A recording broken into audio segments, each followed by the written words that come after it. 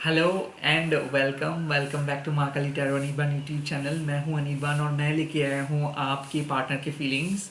इस टाइम पे आप जिस पर्सन के बारे में सोच रहे हो वो आपके बारे में क्या सोच रहे हैं मैं देखूंगा एंड देन मैं बताऊंगा कि यूनिवर्स आपको क्या कहना चाहते हैं। ओके, सबके लिए एप्लीकेबल है ये रीडिंग एंड टाइमलेस है, तो जब भी देखोगे तब भी एप्लीकेबल हो जाएगा। अगर आप आज देख रहे हो तो आज ही, और नहीं तो 2 से 10 साल 20 साल के बाद भी अगर देखेंगे तो भी एप्लीकेबल हो जाएगा। लास्टली मेरे हिसाब से स्वर्ग का कोई जेंडर, स्वर्ग का कोई रिलीजियन नहीं होता है, तो चाहे आप किसी भी धर्म के अंदर क्यों ना हो, किसी भी कम्युनिटी के अंदर क्यों ना हो, आप ये रीडिंग को देख सकते हो। लेट मी सी इस टाइम पे आपके बारे में आपके पर्सन क्या सोच रहे हैं। ओके, लेट मी सी। जय माँ काली। मेरे व्यूअर्स के बारे में उनके पार्टनर क्या सोच रहे हैं। Okay, the first card is the 4 of Wands.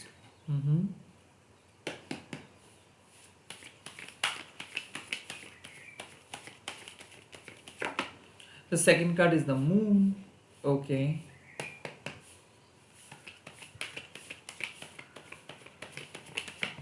And the third card is the 5 of Pentacles. Um,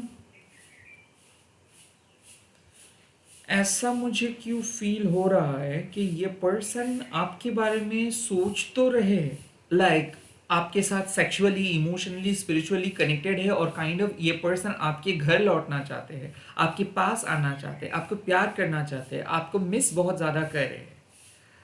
ऐसा भी लग रहा है कि रिकन्सिलिएशंस के लिए भी ये पर्सन सोच तो रहे।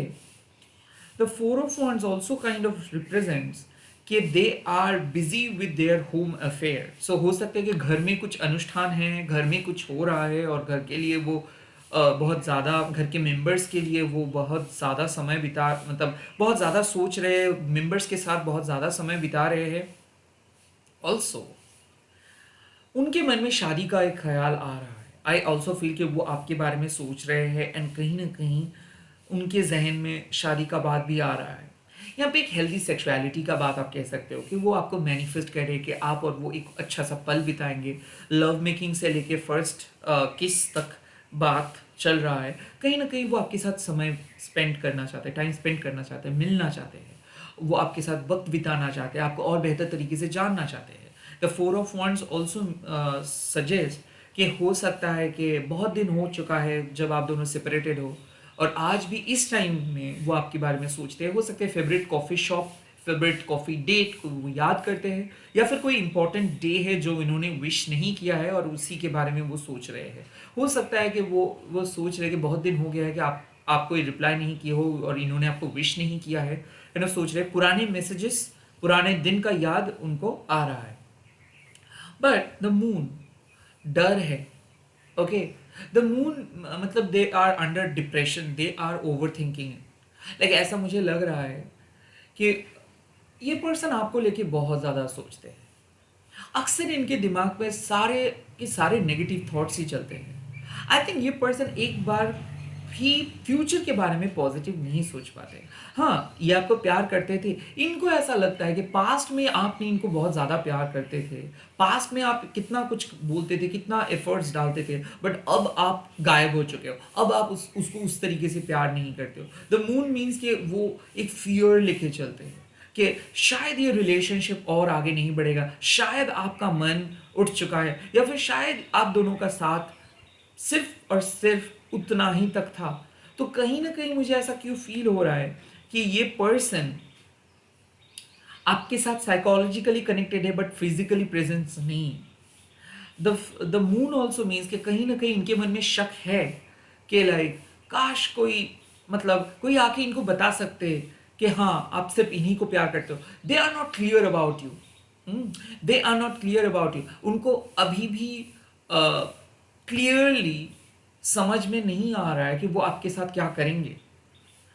आई थिंक वो कुछ चीज़ छुपा रहे हैं या फिर उनको और कुछ जानकारी चाहिए। कहीं ना कहीं वो शक कर रहे हैं आपको कि आप किसी सीक्रेट को छुपा रहे हो, या फिर वो शक कर रहे हैं आपको कि आप शायद दूसरे पर्सन के साथ ज़्यादा टाइम बिताते हो, ज़्यादा टाइम स्पेंड करते हो, इनके साथ ज़्यादा टाइम स्पेंड नहीं कर रहे हो। They are worried, they are depressed. हो सकता है कि उनके पर्सनल निजी जीवन में भी कुछ नेगेटिव चीज़ें हो रहा है, और कहीं ना कहीं मुझे ऐसा क्यों लग रहा है कि वो आपके बारे में बिल्कुल होपफुल नहीं हो पा रहे, वो बहुत ज़्यादा नेगेटिव, बहुत ज़्यादा डिप्रेसिंग थॉट्स लेके चल रहे, और इसीलिए the five of pentacles, they are feeling lonely without.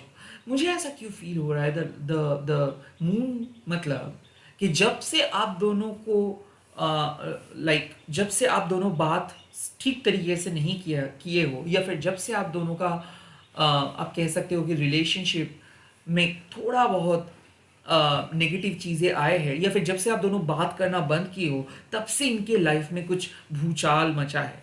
I kind of feel कि ये पर्सन को ऐसा लग रहा है कि आप उनके साथ नहीं हो, या फिर उनके लाइफ में उस तरीके से कनेक्टेड नहीं हो जिस तरीके से आप पहले कनेक्टेड थे। तो आपके कमियों को वो महसूस करे, वो काइंड ऑफ, मुझे ऐसा फील हो रहा है कि कॉन्स्टेंटली एक डर रहे। ऐसा क्यों मुझे फील हो रहा है कि ये पर्सन आपको कुछ ना बता के चले गए थे, या आपको घोस्ट करके चले गए थे, and now they are facing their fear. इनको ऐसा क्यों फील हो रहा है कि आपके साथ ये गलत किया है तो इनके साथ भी गलत होगा। दे आर टेंस्ड, बट जो चीज़ें ये समझ के डर रहे हैं, उतना डरावना चीज़ें नहीं है। आई थिंक ये रिलेशनशिप को लेके बहुत ज़्यादा डरते हैं। ये हो सकता है कि आप दोनों का जो रिलेशनशिप है, हो सकता है कि ये अनकन्वेंशनल रिलेशनशिप हो सकता है आप दोनों सेम जेंडर के कपल हो सकता है कि आप दोनों मैरिड हो सकता है कि आप फैमिली से छुपा रहे हो अपने रिलेशनशिप। तो अक्सर इस पर्सन को ऐसा लगता है कि इस रिलेशनशिप का कोई फ्यूचर नहीं हो सकता है, इस रिलेशनशिप को कभी घर वालों ने नहीं मानेंगे, कभी समाज इस रिलेशनशिप को एक्सेप्ट नहीं करेंगे। अक्सर मुझे लगता है कि इस रिलेशनशिप में सब कुछ होने के बावजूद भी ये रिलेशनशिप में कुछ चीज़ अधूरा है। सोशल एक्सेप्टेंस नहीं है, यहाँ तक कि ये आपको पब्लिकली स्वीकार नहीं कर पाते हैं, यहाँ तक कि ये पर्सन खुल के आपको प्यार नहीं कर पाते। तो इसीलिए मुझे ऐसा लग रहा है कि ये इनसिक्योरिटी है।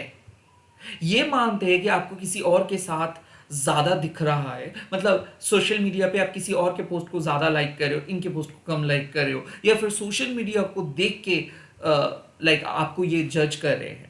कहीं ना कहीं ये फेस टू फेस बात नहीं कर पा रही, ये अपने फियर्स, ये अपने एंग्जाइटी अपने अंदर छुपा रहे हैं। They are not speaking the truth, they are not expressing anything, they are doubtful. उनको डाउट है कि शायद आप जो कह रहे हो वो सही नहीं है, या फिर शायद आप प्रिटेंड कर रहे हो कुछ चीज़। और वो, मैं कैसे बताऊंगी, वो ये ओवर थिंकिंग करे, सो वो आपके बारे में ओवर थिंकिंग करे, बिकॉज हो सकता है कि आप उनके साथ बातें नहीं किए हो, या फिर आपने उनकी तरफ से कुछ उनको कुछ मैसेजेस नहीं लिखे हो, उनके साथ चैट नहीं किए हो, या फिर आप कोई अप्रोच नहीं किए हो, और वो बहुत लोनली महसूस करे, वो बहुत डिप्रेस महसूस करे, वो आपको मिस करे। वो चाहते हैं कि आप उनके पास आओ, वो चाहते हैं कि आप उनके लाइफ में वापस आओ, वो चाहते हैं कि पहले की तरह सब कुछ ठीक हो, बट कहीं ना कहीं मुझे लग रहा है कि वो मदद नहीं मांग पा रहे हैं। आई थिंक उनको मदद की ज़रूरत है, बट वो मदद नहीं मांग पा रहे हैं आपसे, वो बात नहीं कर पा रहे हैं आपसे। वो काइंड ऑफ आपके साथ जैसे ही कनेक्ट करने का बात आ रहा है, वो बहुत शाई फील कर रहे हैं, लोनली फील कर रहे हैं। उनको ऐसा लग रहा है कि नहीं, वो बात कभी नहीं कर पाएंगे, वो आपके साथ फेस टू फेस नहीं मिलना चाहते। वो अभी भी एक फियर में है, डाउट में है, डिप्रेशन में है, ओवर थिंकिंग मोड में है। वो कुछ बता नहीं रहे हैं, कुछ कह नहीं रहे हैं। वो ऐसा है कि वो पास्ट में काइंड ऑफ अभी भी अटका हुआ है। ऐसा क्यों लग रहा है कि वो किसी के नेगेटिव इन्फ्लुएंस में है। Could be possible they are married people, हो सकता है कि you are dealing with a married person. Could be possible you are dealing with Aries, Leo, Sagittarius. Could be possible Pisces, could be possible Taurus, Virgo, Capricorn. Okay, Aries, Leo, Sagittarius, या फिर Pisces, या फिर Taurus, Virgo, Capricorn. ये relationship को बहुत complicated करके सोच रहा है, डर रहा है, और आपको कुछ खोल के बता नहीं पा रहे। फाइव ऑफ पेंटिकल्स क्राइसिस में है, ये आपके बगैर बहुत क्राइसिस में है। टेम्पोररी फेज है, टेम्पोररी लोनलीनेस, टेम्पोररी फ्रस्ट्रेशंस, पैसा, जॉब लॉस हुआ है, पैसा कम है, काइंड ऑफ ऐसा। या फिर ऐसा है कि बहुत इनसिक्योर है, एंग्शियस है आपको लेकर, क्योंकि ना ये फुल्ली ट्रस्ट कर पा रहे हैं आपको, ना इसको अपने आप के ऊपर ट्रस्ट है। तो कहीं ना कहीं ट्रस्ट इश्यूज है, मदद मांग नहीं पा रहे, स्पीक मतलब फ्रीली बात नहीं कर पा रहे, ऑनेस्टली बात नहीं कर पा रहे, हिचकिचा रहे हैं, फाइनेंशियली बहुत ज़्यादा स्ट्रगल कर रहे हो सकता है इस टाइम पे, क्योंकि इनका जॉब लॉस हुआ है और जॉब नहीं मिल रहा है इनको। द मून, डाउटफुल है ये।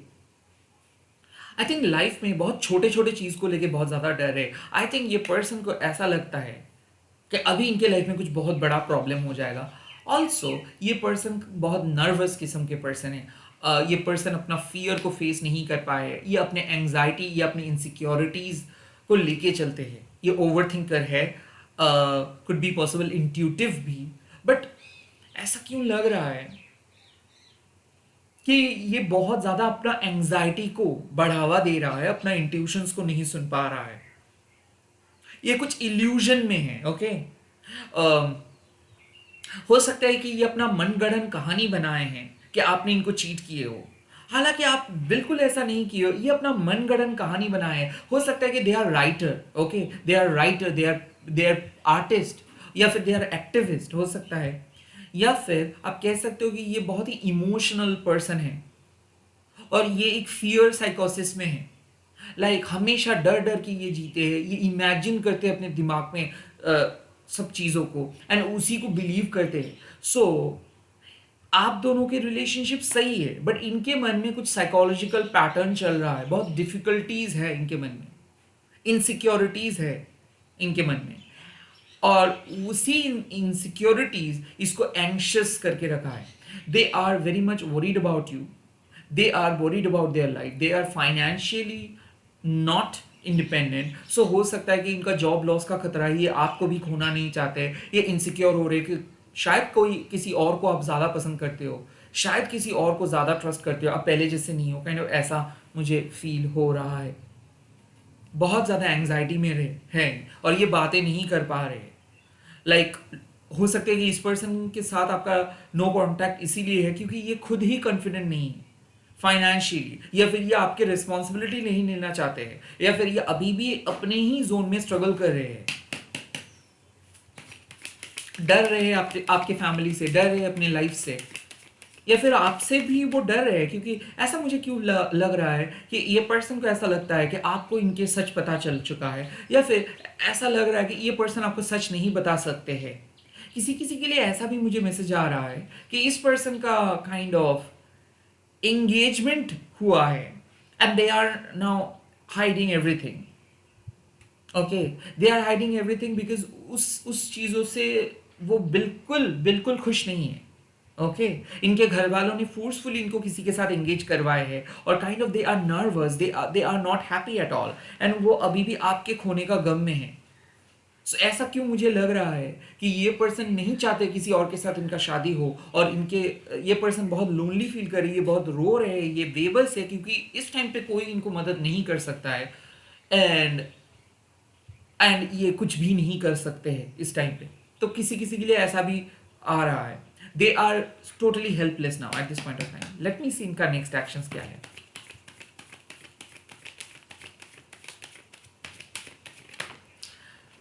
Oh, the Queen of Cups. Oh, the Queen of Cups. Okay.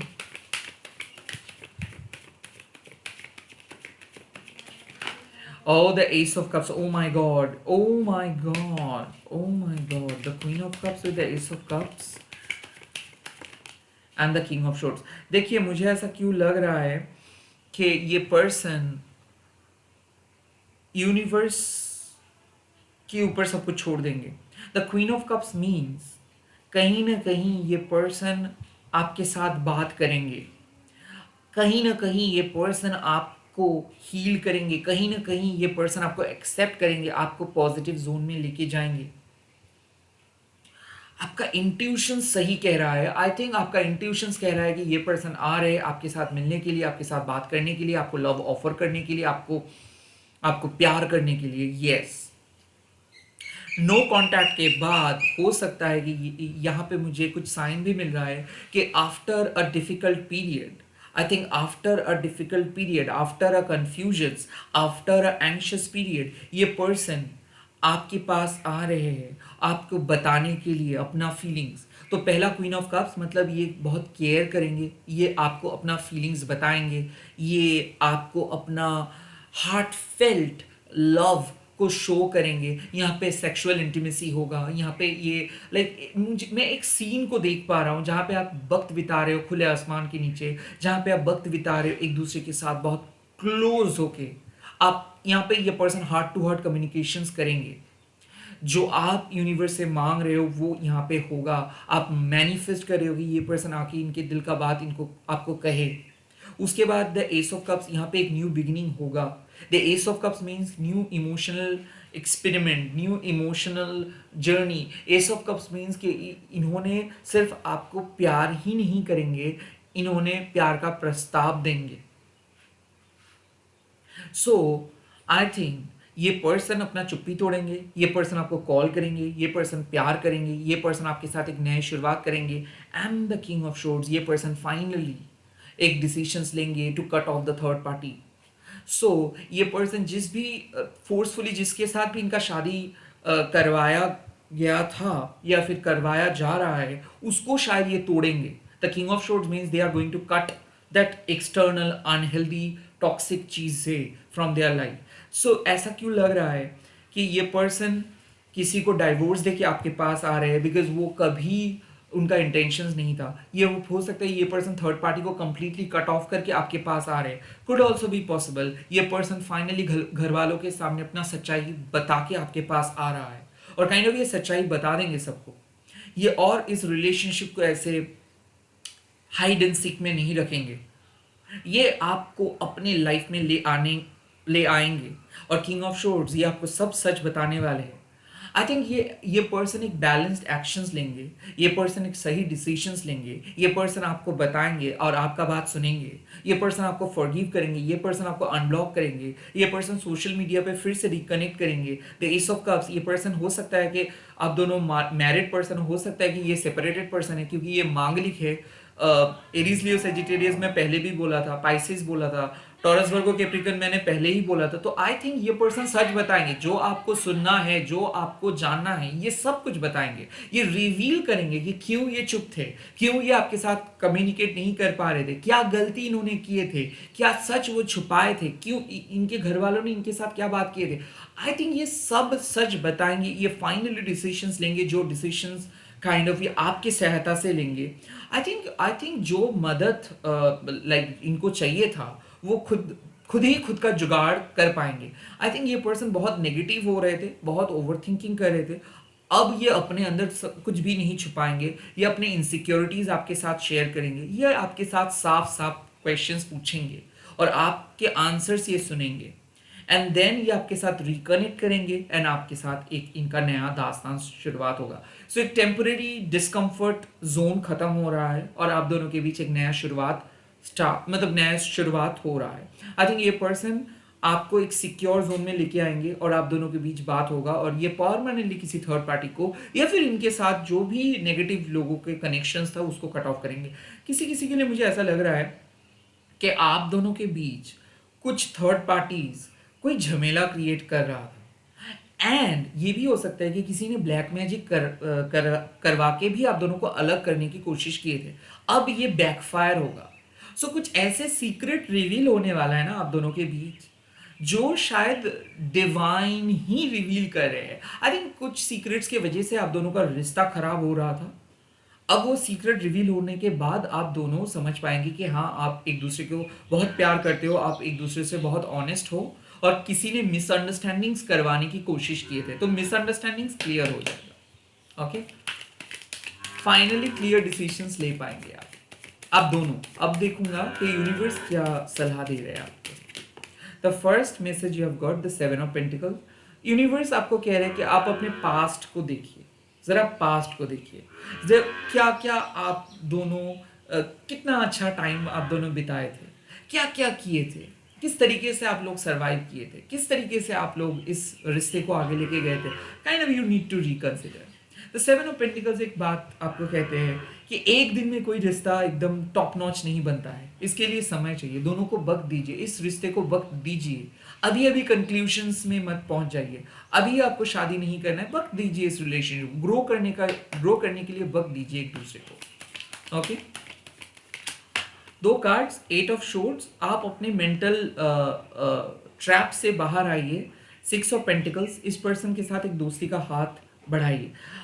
मुझे ऐसा क्यों फील हो रहा है कि आप दोनों को बहुत ज़्यादा डर रहता है एक दूसरे को लेके, कि आप दो एक दूसरे को खो देंगे, शायद ये प्यार प्यार नहीं है, शायद जिस्मानी चाहत की वजह से आप दोनों मिले थे।